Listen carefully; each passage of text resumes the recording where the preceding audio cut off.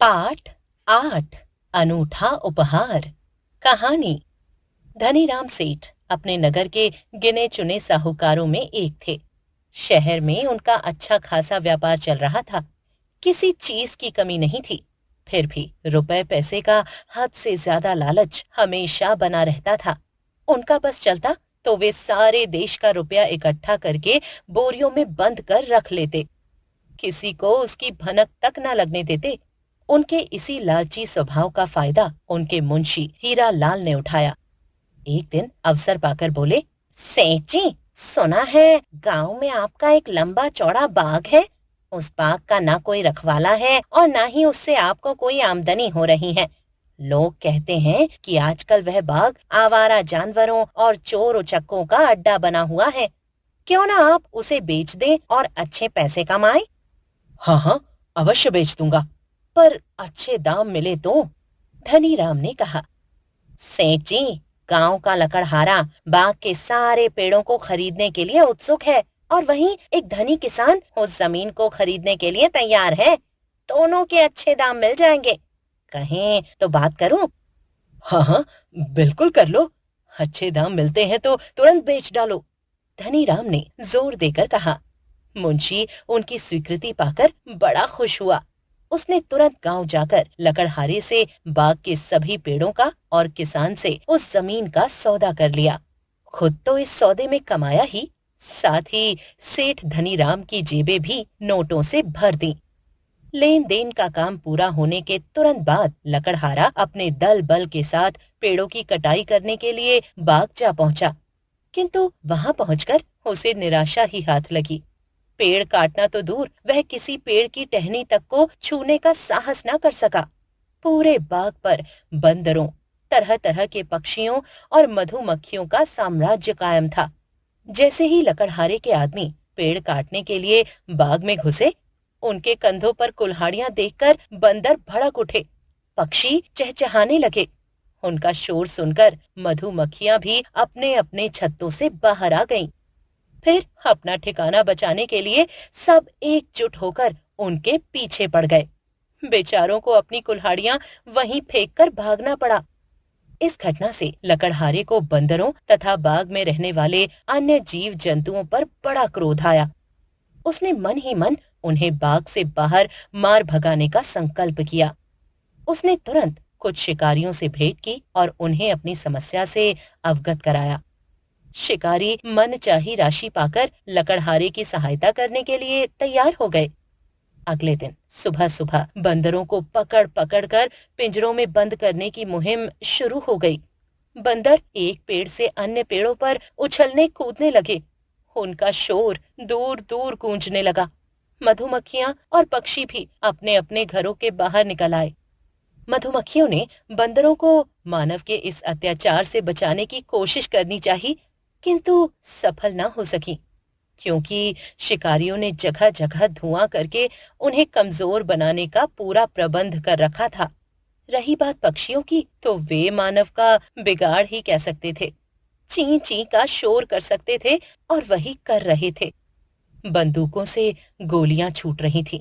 बंदरों सहित अनेक जंतु अपने प्राण बचाने के लिए इधर उधर भाग दौड़ कर रहे थे।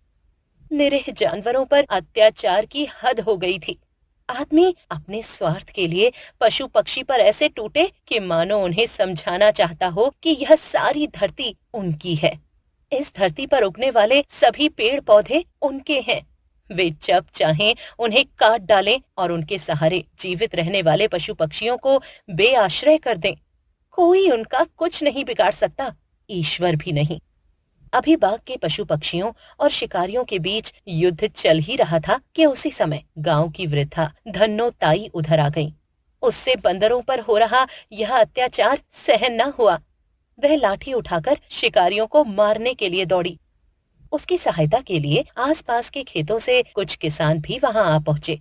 सबके हाथों में लाठियां थीं। धन्नो ताई के नेतृत्व में काम करते हुए उन्होंने डरा धमकाकर शिकारियों को बंदरों पर अत्याचार करने से रोक दिया। पिंजरे खोल दिए गए, जिनमें बंद बंदर तुरंत भाग भाग कर बाग में घुस गए। बेचारे इतने अधिक डर गए थे कि पेड़ों की डालों पर बैठे कांप रहे थे। धन्नोताई उनकी यह दशा देखकर चिल्लाते हुए शिकारियों से बोली, पत्थर दिल, नीच लोगों, मेरे जीते जी इस गांव की धरती पर निरीह जानवरों पर यह अत्याचार कभी ना होगा। अपने उस लालची लकड़हारे से कह देना कि वह शाम को गांव की पंचायत में हाजिर हो जाए। उसे और तुम सबको अपनी इस करतूत का दंड भुगतना पड़ेगा। उसके बाद शिकारी वहां से दुम दबाकर भाग निकले। शाम को गांव की चौपाल में पंचायत हुई। पंचायत में लकड़हारा सिर झुकाए खड़ा था। उसके पास ही वह किसान भी खड़ा था जिसने बाग की जमीन खरीदी थी। धन्नोताई बोली, क्यों रे लकड़हारे, तूने बाग के पेड़ों को ही तो खरीदा था। उन पर रहने वाले बंदरों तथा अन्य जीव जंतुओं पर तेरा क्या अधिकार था? तूने बेजबान जानवरों पर अत्याचार क्यों किया? क्या धन की लालसा ने तुझे इतना निर्दय बना दिया कि तूने मानवता को भी भुला दिया? लकड़हारा बोला, ताई, मैं तो बस उन पेड़ों को काटना चाहता हूँ। उसमें रहने वाले बंदर मेरे इस काम में रुकावट बन रहे थे। अब तुम ही बताओ मैं क्या करूं?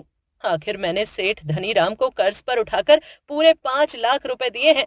यदि पेड़ काटकर बेच नहीं सका तो मैं तो बर्बाद हो जाऊंगा। ताई, जब तक यह पेड़ काटकर उस जमीन को साफ न करेगा तब तक मुझे खेती करने के लिए वह जमीन कैसे हासिल होगी?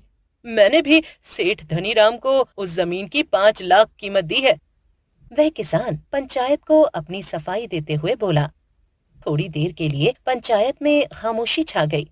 कुछ देर बाद सरपंच बोले, धन्नोताई, मामला तो बड़ा गंभीर है।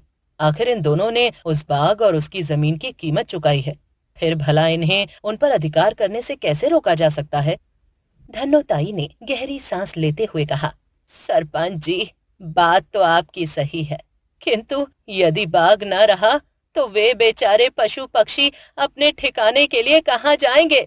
क्या आज इंसान इतना निर्दय हो गया है कि उसे पेड़ों और उन पर पलने वाले जीवों से कोई सरोकार नहीं रहा? इस धरती पर जितना हमारा अधिकार है उतना ही उनका भी है। उस बाग और उसकी जमीन की कीमत मैं चुकाऊंगी, किंतु पशु पक्षियों के सुंदर आशियाने को बर्बाद नहीं होने दूंगी। मैं भरी पंचायत में घोषणा करती हूँ कि मेरा घर जिसकी कीमत 10 लाख से अधिक है वह अब से लकड़हारे का हुआ और मेरे खेत उस किसान के हुए जिसने बाग की जमीन खरीदी है।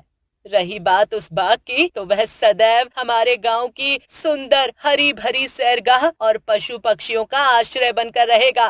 गांव की हर नई पीढ़ी के लिए वह धन्नोताई की तरफ से उपहार होगा। धन्नोताई की बात सुनकर वहां उपस्थित सभी लोग वाह वाह करने लगे। लकड़हारे और किसान ने धन्नोताई की बात स्वीकार कर ली।